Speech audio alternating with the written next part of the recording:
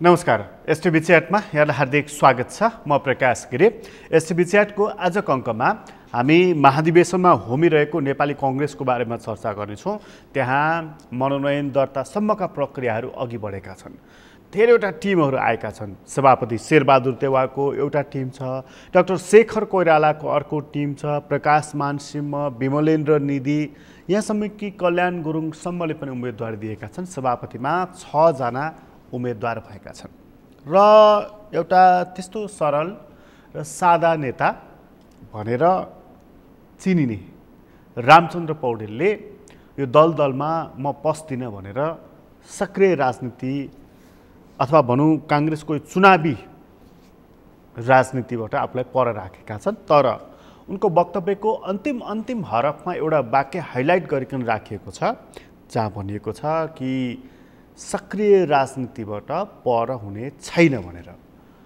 काङ्ग्रेसभित्रको पदाधिकारीदेखि केन्द्रीय सदस्यसम्ममा उम्मेदवारी नदिएका रामचन्द्र पौडेलले सक्रिय राजनीतिबाट पर हुने छैन भन्नुको अर्थ के हो, त्यसले बोकेको भाव, त्यसको पछाडि लुकेको अन्तर्यमा के छ, आज हामी त्यहाँ पनि चर्चा गर्नेछौँ।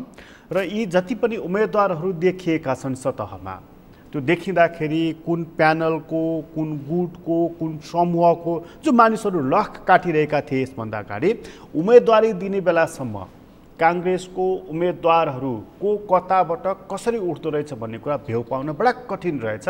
यो भइसकेपछि क्रस भोटिङको सम्भावना अत्यन्त बढी देखिन सक्दछ। त्यसैले पहिलो चरणमा अधिवेशनबाटै टुङ्गो लाग्ने या दोस्रो चरणमा चुनाव हुने यी यावत खालका प्रश्नहरू रहेका छन् र यसपछिको कङ्ग्रेस राष्ट्रिय राजनीतिमा आउँदा कसरी आउनेछ, आज हामी त्यहाँ पनि चर्चा गर्नेछौँ। हामीसँग आज कुराकानीको लागि स्टुडियोमा डाक्टर विष्णु दाहाल हुनुहुन्छ। डाक्टर साहब, यहाँलाई स्वागत छ। धन्यवाद। डाक्टर साहब, अब यो कङ्ग्रेसको महाधिवेशन त हेरिहाल्नुभयो। योभन्दा अगाडि एमालेको हामीले हेऱ्यौँ, राप्रपाको हेऱ्यौँ, अहिले हामी कङ्ग्रेसको महाधिवेशन हेरिरहेका छौँ। कस्तो देखिराख्नु भएको छ?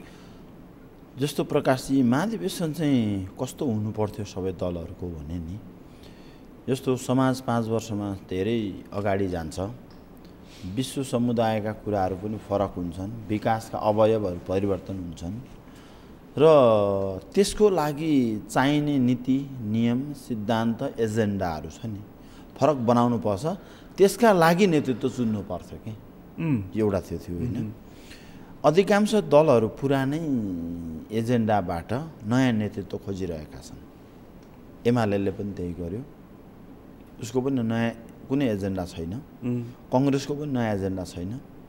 राप्रपाको बरु केही एजेन्डा त भनौँ नेतृत्व छ नि, उसको उत्साह चाहिँ अलि नयाँ छ। अलिकति रेडिकल राजावादी हुँदै अलिकति उसको चाहिँ अलिकति आफूलाई केही हुन त त्यो विषय जो कमल थापाले बोकेकै थिए राप्रपामा, तर त्यो चाहिँ ठ्याक्कै बाइनरी अपोजिसन भन्छु कि म। हाम्रो लेवी स्ट्रसको एउटा सिद्धान्त छ, बाइनरी अपोजिसन। जे भन्नु त्यसको ठिक विपरीत गर्ने कि होइन। जस्तो राज संस्थाको ठेक्कै लिएको थियो कमल थापाले, त्यो चाहिँ फिटिकै नगर्ने होइन। त्यो खालको अहिले उनले अब म बोक्दिनँ भनिसकेपछि उनको निष्ठा कति रहेछ त्यहाँ देखियो। यी कुराहरू चाहिँ ठ्याक्कै दलहरूमा यो बाइनरी अपोजिसनको सिद्धान्तलाई चाहिँ हेर्न मिल्यो होइन। होइन, तपाईँले एउटा इन्ट्रेस्टिङ कुरा गर्नुभयो कि पार्टीहरू खास गरी एमाले र कङ्ग्रेसले चाहिँ उनीहरूको एजेन्डा उनै छन्, तिनै छन् र त्यस कारणले अब उनीहरू कार्यान्वयनको चरणमा जानेछौँ भन्ने कुरालाई यसमार्फत सन्देश दिन खोजेको हुन्छ होला।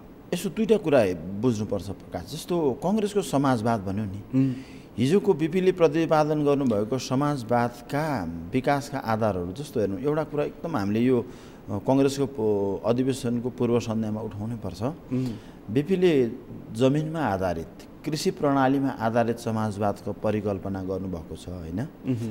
यो अहिले विश्व समाज चाहिँ के छ, आइटीमा आधारित छ नि, समाजवाद खोजिरहेको छ कि प्राकृतिक स्रोत साधनमा आधारित समाजवाद खोजिरहेको छ। यदि कङ्ग्रेसले आफूलाई समाजवादमा छु भन्ने हो भने होइन। अब विश्व समुदायमा कम्युनिजमभित्र जसले चाहिँ साम्यवादी भन्यो नि, ऊ चाहिँ क्रोनी क्यापिटलिजमको चरम प्रयोग गरिरहेको छ। यता बिपीले भनेको डेमोक्रेटिक सोसलिजम, यो प्रजातान्त्रिक समाजवाद भन्दा अस्ति गगनले ल्याएको अवधारणा पत्र त्योभन्दा त टु फार छ नि, त्यो त पर छ नि। त्यो यसो छ, तपाईँले भन्नुभएको सिद्धान्तलाई प्रतिपादन गर्नका त्यसका स्कुल अफ थटहरू हुन्छन् होइन। जस्तो शब्द भनिदिने एउटा रह्यो, त्यसको सिद्धान्त प्रतिपादन फरक कुरा रह्यो। त्यो सिद्धान्त के हुन्छ भने प्रकाशजी, हाम्रो समाजको न्यूनतम आधारहरू जस्तो आर्थिक नीति हुन्छ, परराष्ट्र नीति हुन्छ। जस्तो हेरौँ न, हामी असंलग्न परराष्ट्र नीति भन्छौँ। प्रत्येक दलभित्र चाहिँ बाह्य शक्तिहरूको छ नि, एजेन्टहरू छन् कि। त्यो त अहिले मैले लेवी स्ट्रसले भने बाइनरी अपोजिसनमा छ नि त। त्यस हुनाले यो हामी असंलग्न परराष्ट्र नीतिमा हुनै सक्दैनौँ भन्ने चाहिँ मेरो कुरा हो। कतै न कतै ढल्किन्छ। होइन, कतै न कतै भन्दा राष्ट्रिय स्वार्थका आधारमा नि कुनै विषय चीनसँग नजिक हुन्छौँ, कुनै विषय भारतसँग नजिक हुन्छौँ के। असंलग्न हुन्छौँ भनौँ भनेको त हामीले राष्ट्रलाई चाहिँ आफू अकर्मण्य आफ्नो नीति र दिशानिर्देशै गर्न नसक्ने हो नि, होइन। भनेको कतै नलाग्ने भन्ने त राष्ट्र निर्माणमा लाग्नका लागि राष्ट्रिय स्वार्थका आधारमा कहिले कोसँग नजिक हुनुपर्छ, कहिले कोसँग नजिक हुनुपर्छ नि त, होइन। यो खालको अब विश्व खास गरी सैन्य गठबन्धनमा चाहिँ कतैपट्टि नलाग्ने भन्ने कुरा हो। हुनसक्छ, त्यो विषय प्रश्न पार्नु पर्यो। जस्तो असंलग्न परराष्ट्र नीति होइन कि असंलग्न सुरक्षा नीति चाहिँ हुनु पर्यो। यो रह्यो नि त, किन हामीले संयुक्त राष्ट्र सङ्घमा एकातिरबाट त शान्ति सेना पनि मिसन पनि पठाइरहेको छौँ। ठिक छ, यो यी कुराहरू चाहिँ पछि चर्चा अब म ट्याक्क आएँ है। ठ्याक्कै समाजवादलाई कन्क्लुड गर्ने विषयमा जस्तो हामीले जस्तो विश्वमा हेर्नुहोस् अब है, आइटीको विषयमा, मानव संसाधनको विषयमा अब समाजवादी नीति के हुनु पर्यो, कङ्ग्रेसले तय गर्ने के हुनु पर्यो, यो कुरा हुनु पर्यो। प्राकृतिक स्रोत साधनहरूको विश्वमा सबैभन्दा महत्त्वपूर्ण विषय चाहिँ प्राकृतिक स्रोत साधन भनेको बिपीले हिजो जमिन र कृषिमा आधारित उत्पादन व्यवस्थामा आधारित प्रजातान्त्रिक समाजवादलाई प्रतिपादन गर्नुभयो भने अब हाम्रो के हुनुपर्छ, जस्तो वन जङ्गलमा आधारित, हर्बलमा आधारित, पिउने पानीमा आधारित, होइन, यसमा आधारित विषयहरू चाहिँ महाधिवेशनमा आउनु पर्थ्यो कि। त्यो तर त्यो एजेन्डाको रूपमा, अनि त्यो एजेन्डा बोक्ने नेतृत्व भन्दा चाहिँ युवाहरू भनेर जुन हामी जस्तो मान्छेले भन्छौँ नि, हो हामी चाहिँ हो यो एजेन्डा बोक्न यो योग्य छ भन्ने हुन्थ्यो। अब अहिलेको यो एजेन्डा त सबैले बोक्न सक्छन्, किनकि केही पनि गर्नु छैन। यहाँनिर हरेक उम्मेदवारले मेरो प्रतिज्ञा पत्र भन्दै यो गर्छु त्यो गर्छु यहाँ त्यहाँ यस्ता खालका कतिले पढेका छन्, त्यो आफ्नो ठाउँमा छ, बेग्लै प्रसङ्ग होला त्यसको। तर प्रतिज्ञा पत्र भन्दै ल्याइरहेका छन् नि, त्यो चाहिँ कति गम्भीरतापूर्वक हेरिराख्नु भएको छ तपाईँले? यसो जस्तो प्रतिज्ञा पत्र, घोषणा पत्र जे भने पनि म्यानिफेस्टो भनौँ न हामीले, होइन, आफ्नो म्यानिफेस्टो अहिले मैले भनेको पुरानो विचारलाई नयाँ भाषा र नयाँ शैलीमा, नयाँ प्रस्तुतिमा भनौँ न, त्यहाँ डिस्प्ले बोर्डमा फोटो राखेर, होइन, त्यो प्रचार सामग्री बनाएर भन्दा पनि नि मैले अघि उठाएँ नि, विषय नयाँ हुनु पर्थ्यो कि, विषय पुरानो, प्रस्तुति नयाँ भयो कि। हामी एउटा पुरानो उखान छ नि, यो old wine in new vessel कि, पुरानो रक्सीलाई नयाँ भाँडामा चाहिँ राखेर चाहिँ प्रस्तुत गरियो कि।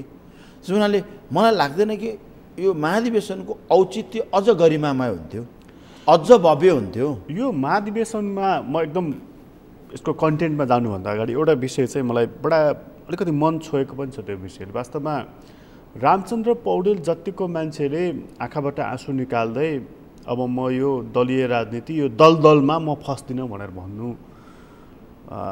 अलिक सुहाउँदो कुरा त भएन। राजनीति हाम्रो अब स्वच्छ सादा अथवा चाहिँ नि तपाईँको चाहिँ नि त्यस्तो टाइपको मानिसहरूको लाई प्रमोट गर्नुपर्छ भन्ने प्रकारको त रहेन नि फेरि, होइन प्रकाशजी? दुईवटा कुरा भन्नुपर्छ हामी। जस्तो दलीय पनि चरित्र देखिएन के, गुटीय भयो के, गुटबाट नि उपगुट भयो के। म त यसलाई के भन्छु नि, रामचन्द्र क्लाउड भयो, शेरबहादुर क्लाउड भयो, एउटा क्लाउडको रूपमा विकास गरे के गुटलाई। मैले अगाडि उठाइरहेको छु नि, गुटलाई चाहिँ प्राधिकारमा लगे के, प्राधिकारै हो नि अहिलेको, प्राधिकारको द्वन्द्व अर्को है। जस्तो किनभने मतदाताहरू छन् नि जति, उहाँ रुनु किन पर्यो? अब कति कोही भावावेशमा आउँछन्, होइन, कोही स्ट्रेट फरवर्ड हुन्छन्। त्यो र एउटा कुरा चाहिँ के हो भने रामचन्द्र पौडेलको केसमा भन्दा चाहिँ नि उहाँको समूहभित्रबाट उहाँले जसरी चाहिँ जिम्मा लिनुभएको थियो नि यो गुटलाई चलाउने भनौँ न, होइन, जस्तो संस्थापन इत्तर भन्ने समूहको नेतृत्व चाहिँ रामचन्द्र पौडेलले गरे भन्ने थियो। त्यसमा चाहिँ के रह्यो भन्दा उहाँले त्यहाँभित्रको त्यो गुटलाई चाहिँ आफूले सम्हाल्न, कमान्ड गर्न सक्नु भएन। एउटा कुरा यही त्यो देखियो अहिलेको गुटमा, यो देखियो। दोस्रो कुरो के पनि देखियो भने, दोस्रो कुरो के रह्यो भने त्यो पनि सर्वसम्मत हुने कसमा उहाँ पनि आफू उम्मेदवार पनि हो क्या फेरि। अहिले मैले उठाएको बाइनरी अपोजिसनको कुरा हो नि।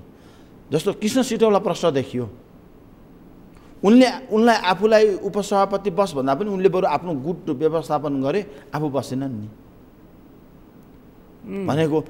यो खालको जस्तो हेर्दा भूमिका उस्तै देखिन्छ। कृष्ण सिटौलाको यता शेरबहादुर समूहभित्र भूमिका र रामचन्द्रको उस्तै देखिन्छ नि त, देखिँदा त। तर पनि फरक रह्यो कि रामचन्द्र पौडेलले आफै सभापतिको उम्मेदवार हुन भरमग्दोर कोसिस गरे, सफल नभएपछि निस्किए भन्ने तपाईँको मूल्याङ्कन? एकदम। यो हामीले सानोमा पढ्थ्यौँ नि, फक्स र यो के सियाल र अङ्गुरको ग्रेप्स आर सावर भयो होइन। अब के भयो भन्दाखेरि यसलाई त्याग भन्नुहुन्छ कि भन्नु तपाईँ उहाँको? म त सोच्छु राजनीतिको मैदानमा उत्रेपछि त्यागको कुरा हुँदैन, किनभने इस्युको कुरा हामीले कङ्ग्रेस लगायत सबै पार्टीको महाधिवेशनको कुरा हेऱ्यौँ। नयाँ विषयवस्तु बोकेर नयाँ नेतृत्व स्थापित हुने चाहिँ महाधिवेशन हो क्या, होइन? हेरौँ न, हामीले बिपी पटक पटक कङ्ग्रेसको नेतृत्वमा किन आयो त भन्दा उनले समय सापेक्ष आफ्नो समाजवादलाई चाहिँ प्रखर रूपमा स्थापित गर्दै लग्यो कि होइन? भनेको कन्टेक्स्ट र कन्टेन्ट मिल्न पर्यो कि यहाँ हाम्रो कन्टेन्ट पुरानै छ, कन्टेक्स्ट चेन्ज भइसक्यो। इमाल बाख्तिनले भन्छन् के कन्टेन्ट अनुसार कन्टेक्स्ट अनुसारको कन्टेन्ट चाहियो कि। जस्तो कङ्ग्रेस महाधिवेशनमा यति बेला प्रजातान्त्रिक समाजवादको व्याख्या चाहिँ नयाँ चाहियो कि, आइटीमा आधारित चाहियो। अहिलेको कन्टेक्स्टले के खोज्यो? अहिलेको कन्टेक्स्टले खोजेको चाहिँ अहिले मैले भनेको विषय जस्तो 50 लाख युवाहरूलाई चाहिँ छ नि, हामी 5 वर्षभित्रमा कति यहाँ प्राकृतिक स्रोत साधनको उपयोगिताका आधारमा कार्यक्रम भए होइन, त्यसको भिजनै चाहियो। आइटीमा आधारित जस्तो हामीले मानव संसाधन विश्वमा बिक्री गर्छौँ नि, त्यो चाहिँ हामीले आइटीका विशेषज्ञलाई विश्वविद्यालय खोल्ने। यो मैले बुझेँ तपाईँ युनिभर्सिटी पढाउने मान्छे, यो तपाईँ यो उसमा जानुभयो, तर तपाईँ नेताहरूसँग त इन्ट्रेक्सन गर्नुहुन्छ, उनीहरू के तपाईँले बोलेको कुरा कम बोल्छन्? उनीहरू यसो छ, उनीहरू हरेक नेताले यो कुरा बोल्छ, ओहो यो देशलाई यस्तो बनाउनु पर्ने, बाटो यस्तो बनाउनु पर्ने, ढल यस्तो हुनुपर्ने, बगैँचा यसरी बनाउनु पर्ने। उनीहरूले नजानेको कुनै विषय छ? होइन। यसो छ प्रकाशजी, मैले अहिले देखेको के छैन, अहिले मैले गुट प्राधिकार बनाउन तल्लीन छन् क्या। उहाँलाई राष्ट्रिय एजेन्डा पार्टीभित्र र सरकारमा कति उठ्छ हेर्नु न। होइन, तर मैले भनेको हामी एक्लै उनीहरूसँग बस्यौँ भनेदेखि यो देश कसरी बनाउने र यो देश कसरी हरेकसँग भिजन छ। यसो त्यस कारण त तर कस्तो कार्यान्वयनको समस्या भयो। अब के भइसक्यो भने इन्डिभिजुअलले नि यो विषय फ्रिली राख्नै सक्दैन, एउटा गुटमा नभए उसको अस्तित्व हुन्न, होइन? यो देखियो। अर्को इन्ट्रेस्टिङ कुरा बताऊँ, जस्तो यो महाधिवेशनमा आउने प्रतिनिधिहरूलाई त अहिले त अब क्रस भोट हुने देखियो नि। हिजो त धेरैले अर्को समूहको मान्छेहरू भेट्नलाई, चुनाव जित्नलाई हिँड्न खोजे। प्रत्येक मान्छे राखेको होटल कोही मानिसको कब्जामा छ। किन भन्दा हेर्नु चाहिँ अब एकदम यो अहिले मलाई त मतदाता भन्दा पनि महाधिवेशन प्रतिनिधिहरू मतदाता भन्दा पनि त्यो त एक हिसाबले काठमाडौँसम्म ल्याउने एउटा च्यानल छ क्या। किनभने नि हेर्नुहोस्, प्रत्येक जिल्लाबाट प्रत्येक निर्वाचन क्षेत्रबाट कोही न कोही व्यवसायीहरू, निर्माण व्यवसायीहरू अनि त्यसपछिबाट हाम्रो अरू ठेक्कापट्टाहरूले चाहिँ राजनीति गरेका छन्, तिनले काठमाडौँ ल्याएका छन्, धन भएकाहरू होइन। अनि होटलमा बस्ने व्यवस्थापन, गाडीको व्यवस्थापन, उनीहरूको सम्पूर्ण खर्च उसले बेहोरेको छ भनेपछि उसलाई नसोधी मत कहाँ हाल्छ? अब मतलब ती मतदाताहरू उसको नियन्त्रणमा छन्। ठ्याक्कै म काठमाडौँकै भन्छु है, काठमाडौँ म बसेको निर्वाचन क्षेत्रमै पनि जस्तो एमालेको पनि त्यस्तै देखियो। कङ्ग्रेसमा त प्रश्न के हो भने मतदातालाई बन्दी नै बनाए कि, अरूसँग भेट्नै दिएनन्, कम्युनिकेसनै दिएन भने अर्को समूहले विचारको कुरा अहिले मैले उठाएको कन्टेन्ट पुरानै कन्टेन्टमा शैली चाहिँ नयाँ कब्जा शैलीमा आयो के। भनेको अब यो मतदाताहरूले छान्ने नेतृत्व कस्तो हुन्छ? तर त्यहाँ न्युट्रल भोट पनि छ। अब कति विवेक प्रयोग गर्छन् चाहिँ महाधिवेशन हेर्ने हो नि। यो प्यानलहरू निर्माण हुँदाखेरि शेरबहादुर देउवाको एउटा प्यानल, शेखर कोइरालाका अर्को प्यानल, प्रकाशमान सिंह, विमलेन्द्र निधि, यिनीहरूको जुन प्यानल बनेको छ नि, मलाई यसपटक बडा इन्ट्रेस्टिङ लाग्यो। हामी जुन भन्थ्यौँ गुट, यो फलानु गुटको मान्छे यान त्यान जुन भन्थ्यौँ नि, अब अस्तिसम्म सभापति शेरबहादुर देउवाको प्यानलमा गुटमा थिए विश्वप्रकाश शर्मा, प्रकाशमान सिंहबाट उठे। अस्तिसम्म डाक्टर शशाङ्क कोइरालाको गुटमा थिए मिनेन्द्र रिजाल, शेखर कोइरालाको प्यानलमा उठे। अस्तिसम्म कृष्ण सिटलाको अलग प्यानल, अलग गुट थियो, शेरबहादुर देउवाको गुटसँग मर्ज भयो। बडा इन्ट्रेस्टिङ लागिरहेको छ नि तपाईँलाई यो कुरा? एकदम। यसमा दुईटै अहिले मैले उठाएँ गुट प्राधिकार भने प्राधिकारको मालिक को हुन्छ? यो प्राधिकारको स्टेक होल्डर भएन क्या। जस्तो भनौँ न, अब त करिब कम्पनीको रूपमा गयो कि, शेरबहादुर एन्ड कम्पनी भन्ने देखियो नि त, होइन? अनि प्रकाशमान एन्ड कम्पनी देखियो कि किनभने तपाईँले जब विचारलाई एउटा यति मात्र हेरौँ न, कुनै जिल्ला र कुनै निर्वाचन क्षेत्रमा क्षेत्रीय सभापति र जिल्ला सभापति उम्मेदवारहरूलाई कमन प्लेटफर्म दिएको देखियो भने अब उसको त त्यो उद्गमै कसरी भयो भने एउटा गुट प्राधिकारले चाहिँ बोक्दै बोक्दै च्याप्दै ल्याएपछि के गर्छ त? उसले विवेक प्रयोग गर्न पाउँछ? गर्दैन। एउटा कुरा यो रियालिटी हो। सबै पार्टीमा फेरि यो कङ्ग्रेसमा मात्र होइन, अहिले कङ्ग्रेसको महाधिवेशनलाई हामीले नजिकबाट हेरेर होइन, किनभने उसको महाधिवेशन भाव जस्तो छ यो गुट चाहिँ किन चेन्ज गर्दा रहेछ त? जस्तो अस्तिसम्म कृष्ण सिटौलाको गुटका एउटा खम्बा थिए गगन थापा, अहिले शेखर कोइरालाको गुटको महामन्त्री, बडा रामचन्द्र पौडेलसँग थिए अस्तिसम्म चन्द्र भण्डारी, अहिले शेखर कोइरालाको उपसभापति। यसरी भयो। यो हो मेरो बुझाइमा के छ भने जस्तो एउटा गुटभित्र अभ्यास गर्दै गर्दै गयो नि त, उसको स्ट्रेङ्थ त त्यसको प्राधिकारको मालिकले हेऱ्यो नि त, होइन, त्यसको हेडले हेऱ्यो नि त, त्यो गुटको प्रमुखले उसको स्ट्रेङ्थ हेऱ्यो। जस्तो तपाईँ हेर्नुहोस् है, अब गगन थापाले के अरे भन्दा प्रत्येकचोटि चाहिँ के अरे क्रस भोटबाटै चुनाव जिते कि सेलिब्रिटीको रूपमा उसले चुनाव जित्दै आए, होइन। उनमा युवाहरूको एउटा क्रेज पनि छ। तर अब के भयो भने ऊ धेरै धेरै महत्त्वकाङ्क्षी भयो कि धेरै नेताहरू जस्तो हामीले हेरौँ न 48 पछिका नेपाल विद्यार्थी सङ्घका अध्यक्षहरू भन्दा प्रदीप र गगन के भयो त महामन्त्रीमा आए, समकालीनहरू, होइन। किन भन्दा अझ प्रदीप त अझ पछाडि सँगसँगैका हुन्, होइन। अब इन्ट्रेस्टिङ कुरा हेर्नुहोस् है, किनकि प्रतिनिधि त उम्मेदवार युवा आएको छ नि। अब उनीहरूको समायोजन कसरी भयो भने नि हेर्नुहोस् है, अब त्यो युवाहरूको प्रतिनिधिलाई आकर्षित गर्न पनि के गर्नु पर्यो त भन्दा शेरबहादुर टिमले जित्नका लागि पनि एउटा युवा उठाउनु पर्यो।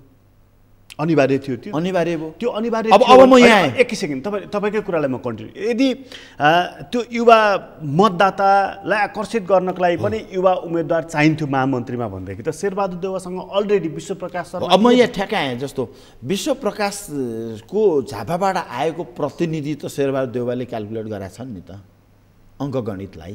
त्यहाँ त कमजोर भयो। त्यहाँ कमजोर भएपछि हेर्नुहोस्, बालकृष्ण खाँड पनि रूपेन्द्रमा कमजोर भयो नि त, धेरै कमजोर। एनपी सावतबाट जुन सुदूरपश्चिमबाट आउनेहरू त शेरबहादुरकै लिगेसीमा आयो नि त, होइन। एउटा यो रह्यो। त्यसो हुनाले युवालाई भनेको शेरबहादुर देउवाले क्यालकुलेट गरे कि प्रदीप पौडेललाई जब कृष्ण सिटौलाको लागि ऊ सहमहामन्त्रीलाई आफूलाई प्रचार गरिरहेको मान्छेलाई महामन्त्री दिए नि त। एउटा शेरबहादुर देउवा कृष्ण सिटौलाले गगन थापा सिटौला क्याम्पमा छोडेर जानेलाई पनि प्रत्युत्तर दिन पनि खोजे, एउटा त हो नि। यो चाहिँ कृष्ण सिटौलाको रिभेन्जको पोलिटिक्स हो, एउटा यो पनि हो। गगन थापालाई च्यालेन्ज चाहिँ, किनभने त्यो भोट त क्रस गर्नु पर्यो नि त, एउटा यो रह्यो, होइन। अथवा यसलाई सोझो भाषामा भनौँ, उनीहरूको जुन विरासत हो नेविसँग त्यो मत चाहिँ विभाजित गरिदिने। यो त सबै अध्यक्षहरू त अहिले महामन्त्रीमै छन् नि, होइन। त्यसो हुनाले त त्यता त आफ्नो त्यो देखियो टिनियर छ क्या त्यो, होइन। तर इन्ट्रेस्टिङ चाहिँ के छ भने हेर्नु चाहिँ जसले युवाको जस्तो हेर्दा शेखर कोइरालामा युवाहरूको समूहहरू महामन्त्री सहमहामन्त्रीमा बढी देखियो नि त युवाहरू, होइन। हो त्यसलाई काउन्टर गर्दा शेरबहादुर देउवा टिमले पनि त प्रदीप पौडेललाई त ल्याउनु पर्ने देखियो नि त, यो देखियो एउटा। अर्को आफ्नो गुट व्यवस्थापनमा शेरबहादुर देउवा कहाँ सफल देखियो भने नि हेर्नुहोस् है, सरकार र पार्टीमा उसले फरक अनुहारलाई राखे। बालकृष्ण खाँडलाई नै राखे के हुन्थ्यो, सरकार पनि उसलाई पार्टी पनि उसलाई भन्ने हुन्थ्यो, होइन। अझ चरम असन्तुष्टि हुन्थ्यो। त्यसको व्यवस्थापनमा एउटा के रह्यो भने पार्टी हाँक्ने एउटा युवा पङ्क्तिलाई चाहिँ अगाडि सारे। अब सरकारको लागि अब तत्काल शेरबहादुर देउवा त निर्वाचन चाहन्छन् नि त, संसद विघटन गर्न चाहन्छन् नि त। तत्काल भने के यो अधिवेशन लगत्तै, किनभने अनि सरकारमा व्यवस्थापन गर्ने मान्छेलाई उनले मात्रै चाहेर चुनाव हुन्छ र यसो छ। गठबन्धनको कुरा छ। यसो गठबन्धनको कुरा त के छ भने अब 2-3वटा पेचिलो विषय आएको छ। एउटा एमसिसी, कि यो संसदको उपाध्यक्ष एमसिसी हो, हामीले अगाडि नै यो विषय तपाईँसँग यहाँ बोलिसक्यो, पास गरेर टुङ्गिन्छ भन्ने तपाईँको भनाइ। मलाई लाग्दैन। एमसिसी पास गर्दा पिपलहरू एगेन्स्टमा छन्, त्यसकारण त्यसलाई इन्ट्री गर्ने, इन्ट्रीमै लफडा भएपछि गठबन्धन ब्रेक हुन्छ, केपी ओलीसँग सहमति गरेर चाहिँ निर्वाचनमा जाने, त्यो बाटो एउटा देखिन्छ। त्यहाँ सरकारमा व्यवस्थापन गर्नुपर्ने छ एउटा। जस्तो अहिले सरकारमा व्यवस्थापन गरेकाहरूलाई शेरबहादुर देउवालाई सजिलो रह्यो, यो देखियो। सरकारमा भएकाहरूले उनले सरकारमै छाडिदिए, पार्टीमा दिएनन्। जस्तो बालकृष्ण खाँडको कुरा गर्नुभयो, ज्ञानेन्द्र कार्की होइन लगायतका कुरा।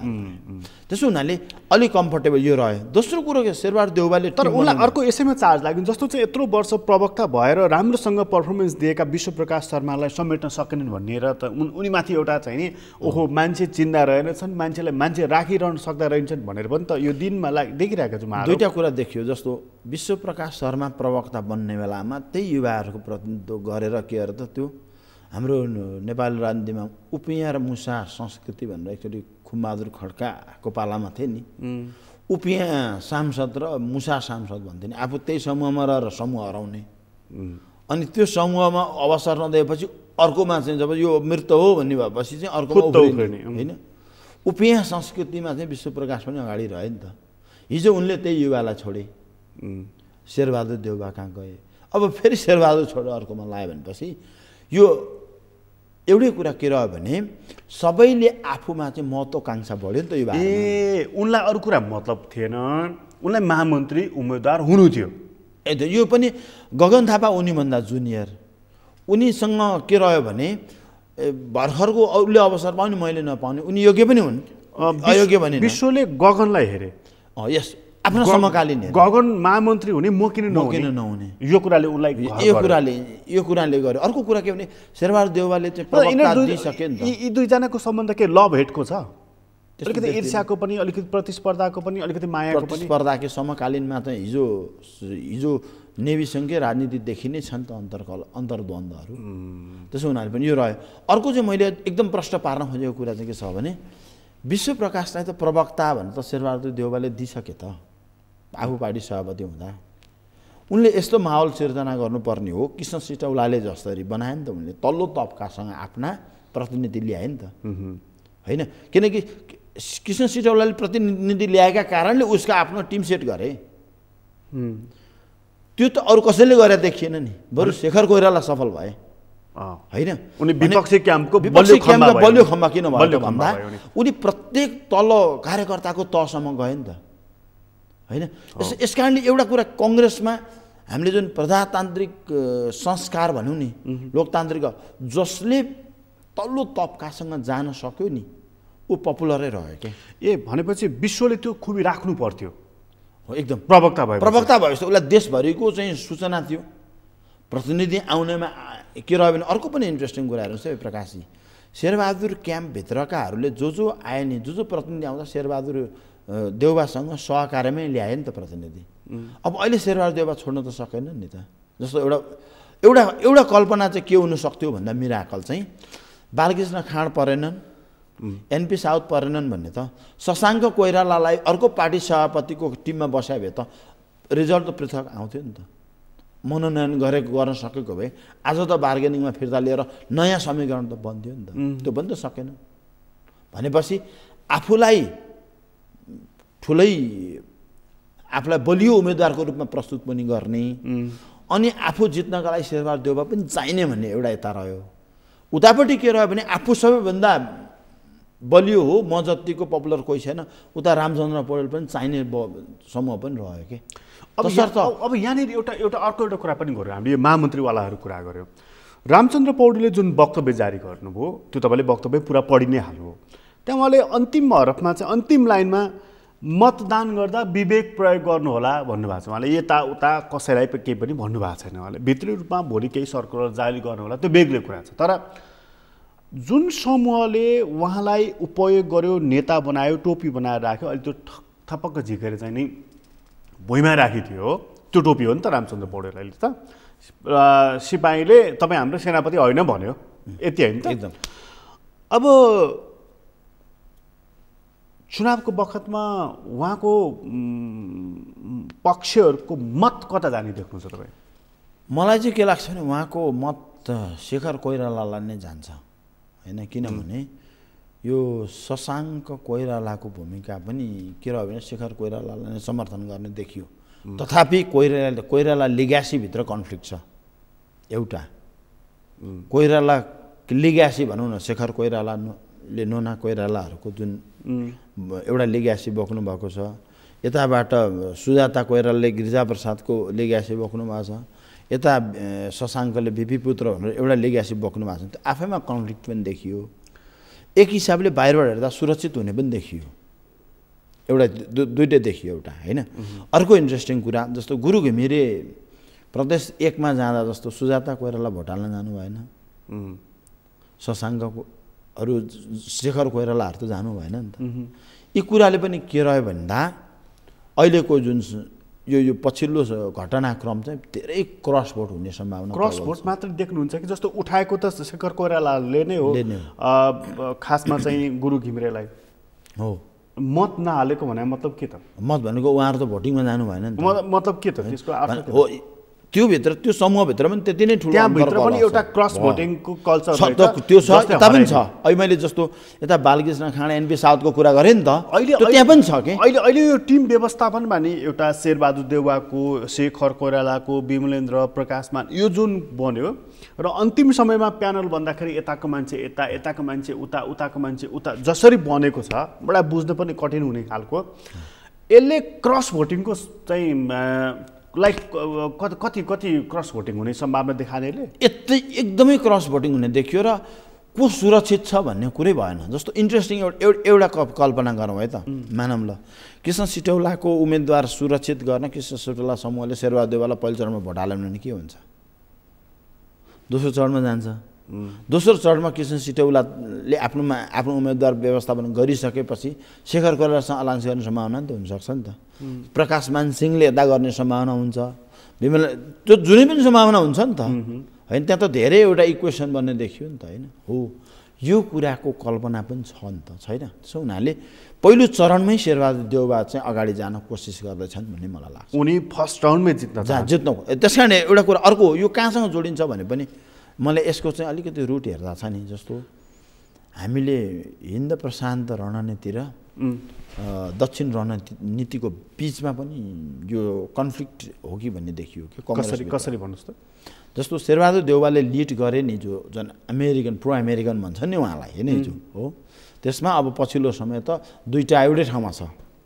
तथापि धर्मको नाममा जो मुछिएकाहरू छन् ती अहिले आएनन् नि। शशाङ्क कोइरालाले नै पनि थिए नि त धर्मको होइन, हिन्दू राष्ट्रको एउटा नि कङ्ग्रेसभित्रको होइन त स्ट्रङली।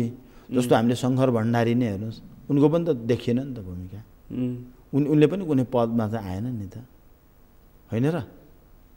यी कुराहरू अब यस्तै एनपी साउथ पनि हो, जसले धर्मको कुराहरू इस्यु चाहिँ पार्टीभित्र उठाइरहेको थियो नि त, तिनले पनि त कुनै पद पाएन नि त। त्यसले पनि म के देख्छु भन्दा कङ्ग्रेसभित्र पश्चिमा र भारतीयहरूको बिचमा हुन त त्यसको एउटा अन्डरस्ट्यान्डिङ छ।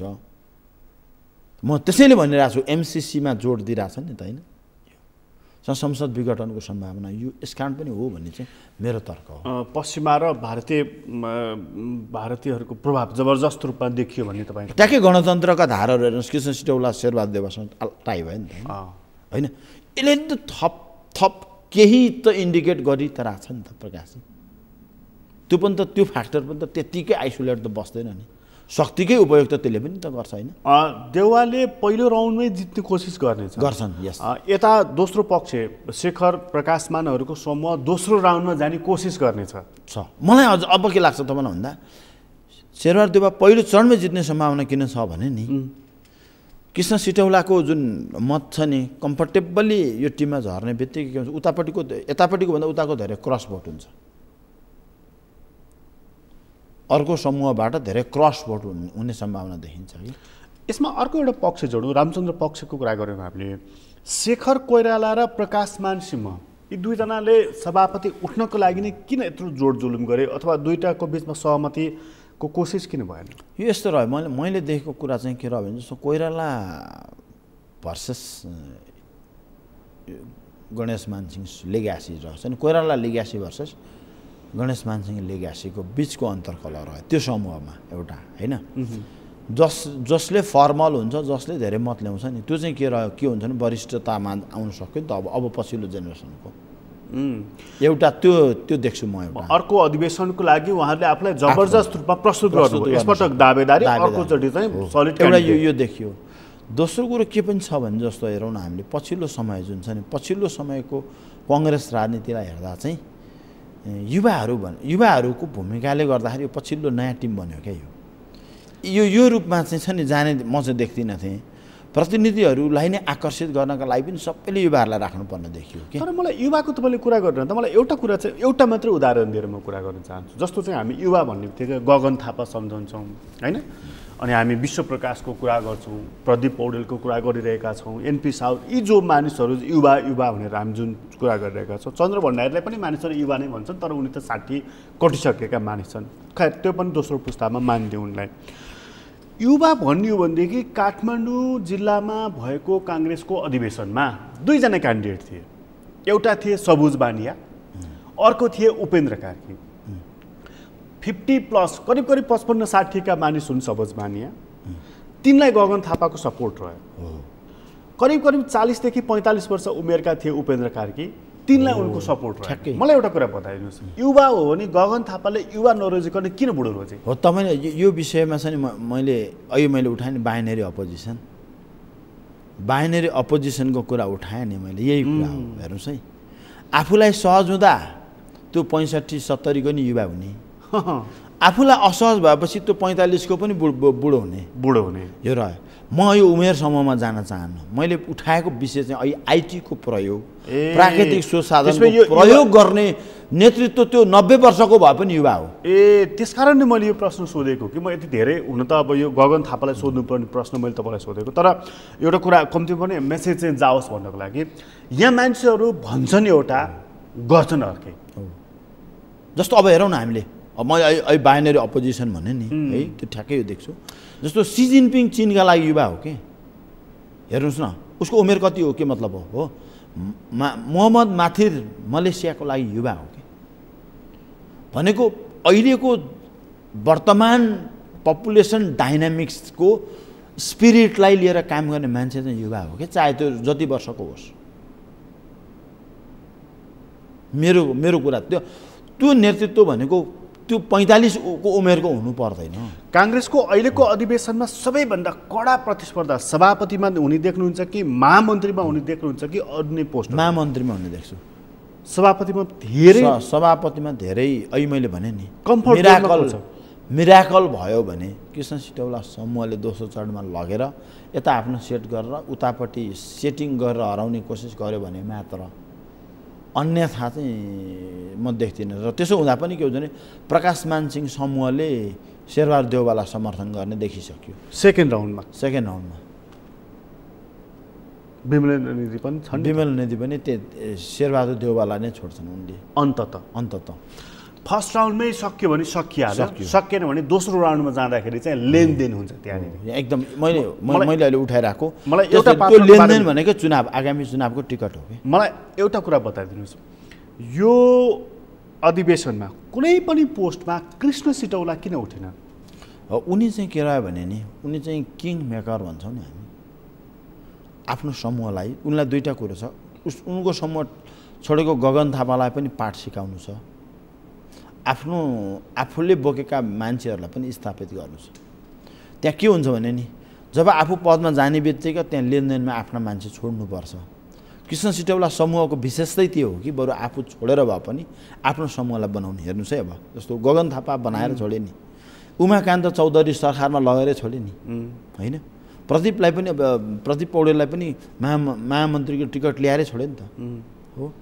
र उनले जुन आफ्नो टिम सेटअप गर्न चाहे नि, उनी एकदम डिटर्मिनेसन तसर्थ हो। राजनीतिमा एउटा कृष्ण सिटौलाबाट सिक्नुपर्ने कुरा चाहिँ के हो भने त्याग भने चाहिँ आफू छोडेर भए पनि आफ्नो मान्छेलाई स्थापित गर्ने, त्यो चाहिँ त्याग हो। कृष्ण सिटौलाको चाहिँ त्याग मान्नुहुन्छ?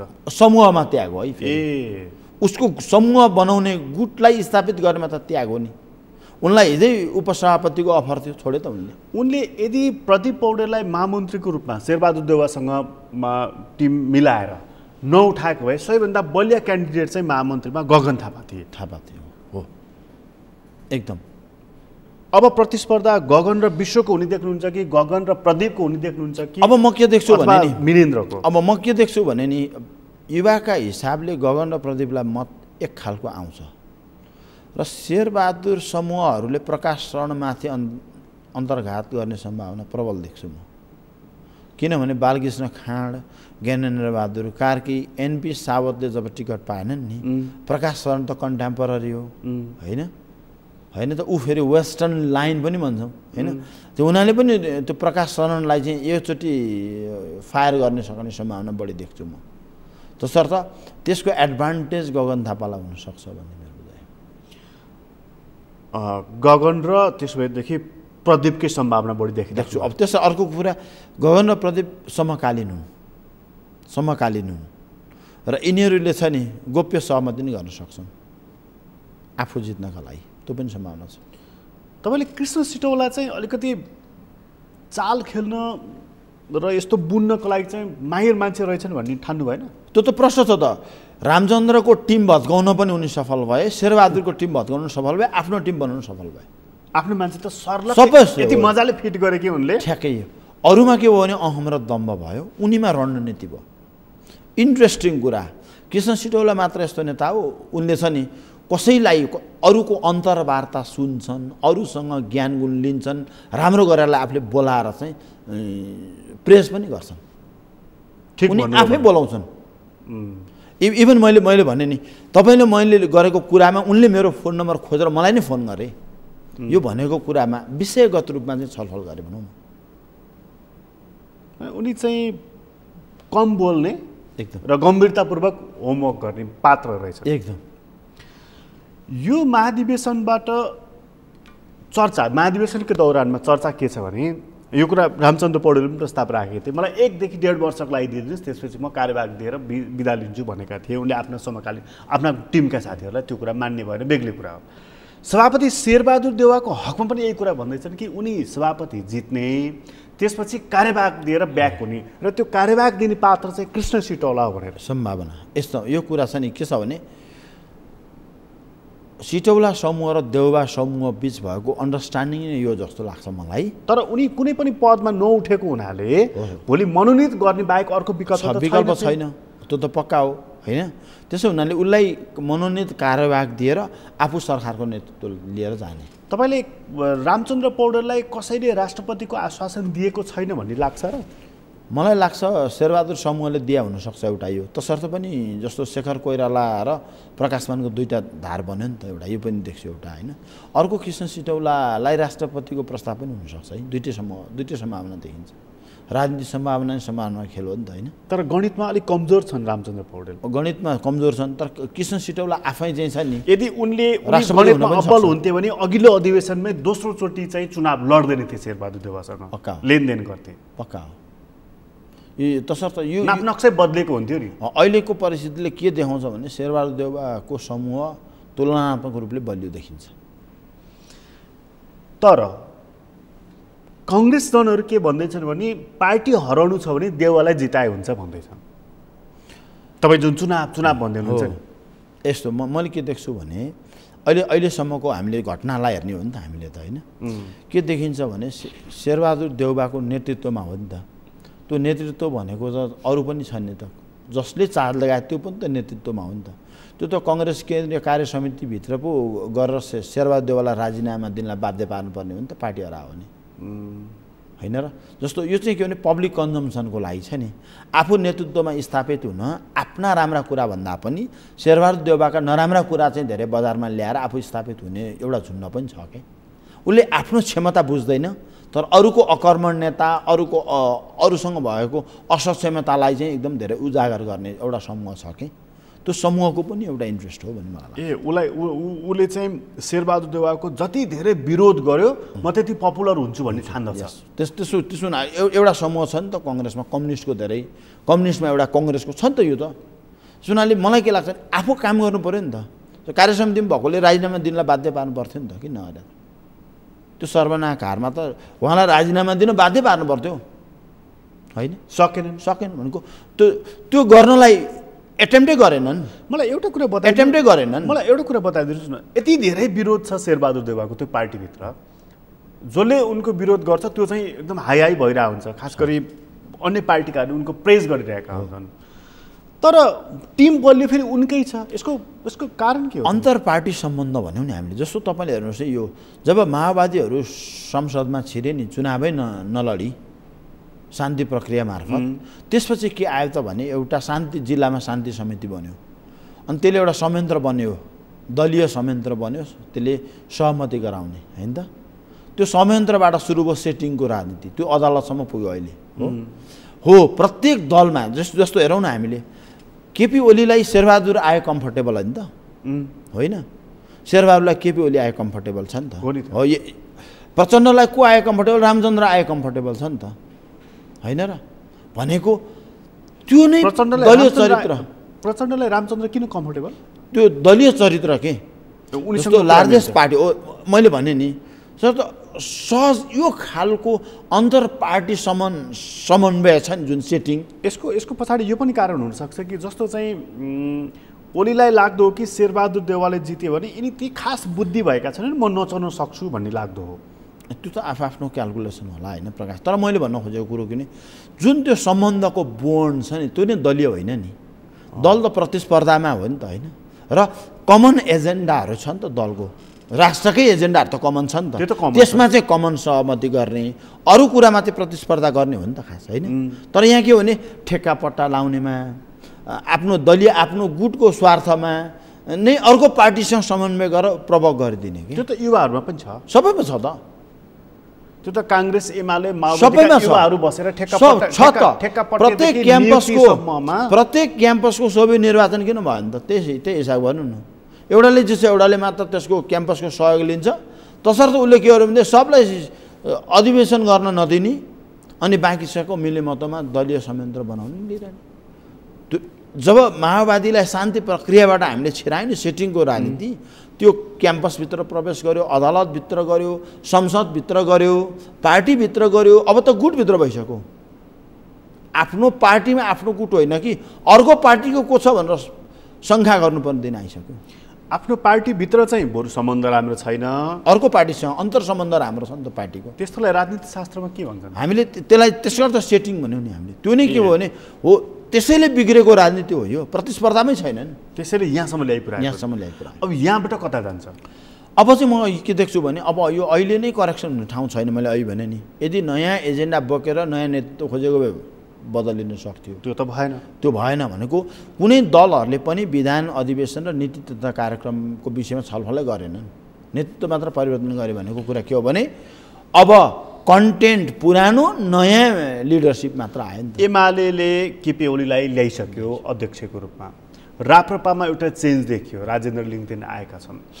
काङ्ग्रेसमा तपाईँ भन्दै हुनुहुन्छ कि शेरबहादुर अहिलेसम्म बलियो देखिएका छन्, परिणामले के देखाउँछ त्यो भोलिको कुरा हो, तर आज देखिएका छन् उनी। माओवादीभित्र प्रचण्डको विकल्प सम्भवतः खोजिन्छ जस्तो लाग्दैन अहिले। भन्दाखेरि त यो जुन बिचको 10 वर्ष, आजभन्दा अगाडिको 10 वर्ष यिनै नेताहरू जो नेपाली राजनीतिको शीर्ष तहमा थिए, अबको 5 वर्ष पनि यिनै नेताहरू रहे। यो 10 वर्ष जुन र्याइँ गयो, अबको 5 वर्ष पनि त्यही र्याइँ यो मुलुकले भोग्रियो। ठ्याक्कै हो। 15 वर्षमा हाम्रो समाज बदलिया छैन? बदल्यो नि हो। अनि हामीले समाज हाँक्ने नीति किन नबदल्यो? हामी पञ्चायतको पुरानो छ नि, अहिले पञ्चायतको खुब विरोध गर्छौँ। पञ्चायतको प्लानिङ कमिसन र अर्थ बजेटरी सिस्टम त्यही कन्टिन्यू गरिरहेको छौँ, होइन? त्यो त सत्य हो नि त, काम जतिको छलङ्ग छ हो। त्यसर्थ 15 वर्षमा समाज बदलिएको छैन भनेर चाहिँ मतदाताले भन्ने भए, पार्टीका मतदाता हो, होइन त? त्यसले त्यो देखाउँछ नि त। तसर्थ समाज चाहिँ बदलियो रे, अनि नीति बदल्नु पर्दा नेतृत्व बदलिन्छ नि त। अनि हामी समाजको बदलिएको समाजको एजेन्डा चाहिँ बोक्दै नबोक्दै नयाँ नेतृत्व कसरी आउँछ? जनताले चाहिँ के भन्छ, नेतृत्व पनि बदल, नीति पनि बदल भन्छ, होइन? पार्टीका कार्यकर्ता चाहिँ के भन्छ, नीति र नेतृत्व त्यही नै हो, अर्को अहिले हामीलाई चाहिएको छैन। यो अन्तर किन हो? तसर्थ पार्टी व्यवस्था किन कमजोर भयो? जनताका इस्युहरूमा दलहरूले एड्रेस किन गर्न सकेनन् भन्ने कुरा नै यही होइन र प्रकाशजी? तपाईँहरू जस्तो मानिसहरू नि जो काङ्ग्रेसको बारेमा, एमालेको बारेमा, माओवादीको बारेमा या राप्रपाकै बारेमा पनि जसरी चाहिँ एकदम तीखो टिप्पणी गर्नुहुन्छ नि, प्रचण्डले यो गल्ती गरे, देउवाले यो गरे, ओलीले यो गरे, एन त्यन, यदि तिनीहरूले त्यो गल्ती गरेकै भए त केपी ओली पुनः अध्यक्ष निर्वाचित हुँदैन थियो होला नि त, अथवा प्रचण्ड अथवा देउबा। भनेको मतलब तपाईँहरू जुन आलोचनात्मक ढङ्गले हेर्नुहुन्छ नि, तपाईँको दृष्टि दोष पो रहेछ कि होइन? यसो प्रकाशजी, त्यो हुन पनि सक्छ होइन, अर्को पक्षले हेर्दा त्यो पनि हुनसक्छ। किनभने नत्र भने त्यो हामीले त होइन, पार्टीले नत्र पार्टी ती तमाम उहाँहरू 8 लाख 9 लाख 10 लाख कार्यकर्ता भन्नुहुन्छ नि क्याडर, एकदम त्यसले बदल्थ्यो। अब यसो नि त हो, अब हामीले भनेको कुरा चाहिँ के रह्यो भने नि, हामी समय सापेक्ष कुरा गर्छौँ, यो र त्यो भन्दैनौँ होइन। जस्तो अहिले मैले भने कुन नेतृत्व चाहिन्छ भन्दा युवा चाहिन्छ भनेको, युवा भनेको नयाँ विचार बोकेर नयाँ एजेन्डा बोक्ने चाहिँ युवा हो नि त हो। अब पार्टी कार्यकर्ताले के बुझ्यो भने त्यो एजेन्डा बोक्ने यो योग्य भने नि त, किनभने दर्शकले चाहेर गोल हुँदैन नि, खेलाडी जर्सी लाएर जानु पऱ्यो नि त होइन प्रकाशजी। तसर्थ खेलाडी बनाउने त को हो त भन्दा अहिले त पार्टीका क्राडरहरू हो नि त, प्रतिनिधि हो। दर्शकले चाहिँ फलानु खेलाडीले गोल हाल्न सक्दैन भने मजा लिने हो, यसले यस्तो गर्नु पर्थ्यो भन्ने चाहिँ के भने मैदान बाहिर बसेर भन्ने हो नि हामीले त।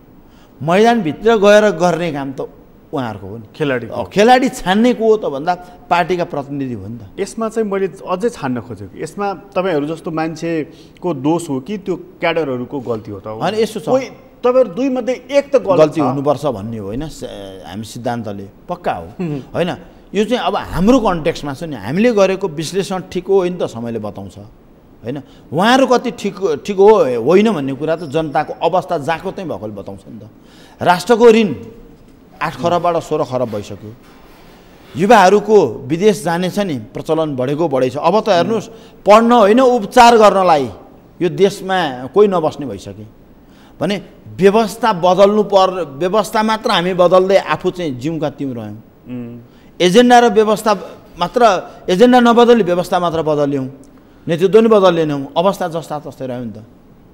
त्यो त हामीले भनौँ नि जनता जनार्दनसँगै छ नि त को ठिक भन्ने त। भनेपछि यो चाहिँ पार्टीको आन्तरिक चुनाव हो, उहाँहरूले आफ्नो ढङ्गले छान्नुहुने भयो। तर यो चुनाव पार्टीको कार्यकर्ताले छानेपछि जनताले छान्छन् कि तिमी यो हाम्रो प्रतिनिधि हौ कि होइन भनेर। असली चाहिँ नि तपाईँको परीक्षा चाहिँ त्यहाँ हुन्छ नि त। यो चाहिँ अहिलेको उहाँहरूको पार्टीभित्रको त यस्तो छ नि त, जस्तो उम्मेदवार नवाला भोट हाल्न मिल्दैन, भोट हाल्न त एउटा क्राइटेरिया छ नि त, जब सबैले हाल्न मिल्दैन नि त होइन। त्यसो अहिले मैले उठाएँ नि त, एउटा ठेका पट्टा र एउटा व्यवसाय गर्नेहरू बाहेकले राजनीति गर्न सक्दैनन्, चुनाव खर्चिलो छ, महँगो छ होइन। ती कारणले गर्दा त बाध्यता छ नि त, चाहेर पनि मान्छेले अन्त भोट हाल्न सक्दैन। मैले भने नि बन्दी मतदाताहरूसँग अर्कोले भेट्न सक्दैन अहिले। हामीले यहाँनिर एकदम प्रजातान्त्रिक समाजवादको प्रजातान्त्रिक समाजवादको यहाँ बहस गरिरहेछौँ।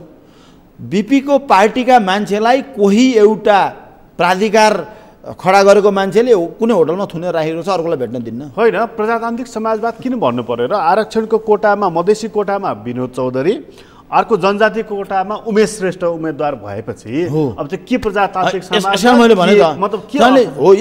अब यो चुनावलाई जसरी बनाए, अहिले जुन चुनावी प्रणालीहरू जसरी छ नि, त्यसले के छ भने त्यो हामी त के भने प्रजातान्त्रिक समाजवादको बेसभित्र बसेर कुरा गर्छौँ अथवा कम्युनिजमको एउटा विषयमा बसेर कुरा गर्छौँ नि त।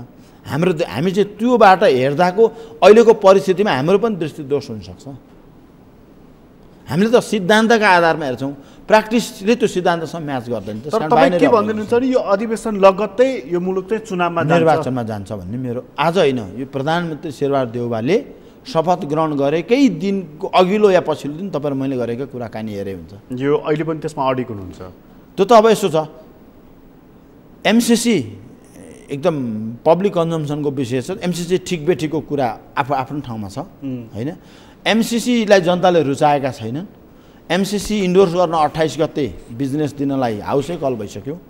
त्यसो हुनाले एमसिसी त्यहाँ जाने बित्तिकै एउटा दल, गठबन्धनको एउटा दल, कुनै दलले यसलाई जानै दिन्न भन्छ, अर्कोले जसरी पनि पास गर्छ भन्छ होइन त। 1.5 लाख त्यहाँ 1.5 लाख छ, अदालत 1.5 लाख छ, सबैतिर 1.5 लाख छ नि त।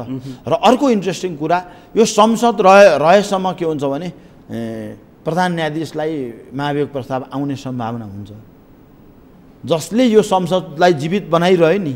त्यसो हुनाले अब त चोलेन्द्र शमशेरलाई पनि यो संसद आवश्यक छैन भनिसकेपछि यो विघटनमा गयो भने राष्ट्रपतिले छाप लाउने, अदालतले चाहिँ निर्वाचन घोषणा ठोकिदिने, सदर गरिदिने, सम्भावना प्रबल भएको कारणले यो सरकार चुनावी सरकार हो, ओलीको विकल्पको सरकार हो, दुईटैले विकास गर्छ भनेको एजेन्डा फेल भइसक्यो। एमसिसी यो संसदको सबैभन्दा प्रमुख एजेन्डा हो, किनकि एमसिसीका पक्षधरहरूले सहयोग गरेर यो संसद बनेको, त्यो कुरामा दुविधै छैन। नभए प्रत्येक दलहरूको छ नि प्रतिष्ठानहरूको आय व्ययलाई नै सार्वजनिक गरी प्रश्न हुन्छ। तपाईँलाई धेरै धन्यवाद। धन्यवाद। आदरणीय दर्शक, तपाईँलाई पनि धन्यवाद। आज हामीले कुराकानी गऱ्यौँ डाक्टर विष्णु दाहालसँग। उहाँसँगको कुराकानी अहिलेलाई यति नै। एसटिभी च्याटबाट म प्रकाश गिरीलाई बिदा दिनुहोस्। सगरमाथा टेलिभिजन हेर्दै गर्नुहोला। नमस्कार।